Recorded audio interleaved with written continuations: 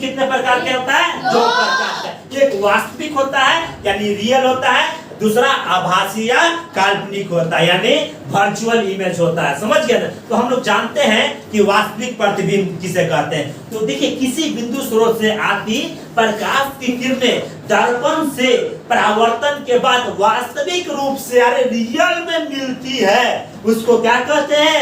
वास्तविक प्रतिबिंब कहते हैं। यानी एकदम कंफर्म है कि वह वास्तविक रूप से क्या करेगी?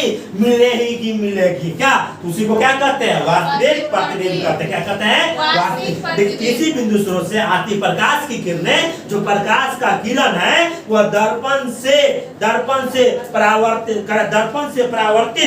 परावर्तन होकर मिलती है, उस बिंदु स्रोत को क्या कहते हैं? वास्तविक प्रतिबिंब। किसी बिंदु स्रोत से आती प्रकाश की किरणें दर्पण से परावर्तित होकर मिलती है, उसे उस बिंदु स्रोत का वास्तविक प्रतिबिंब कहते हैं।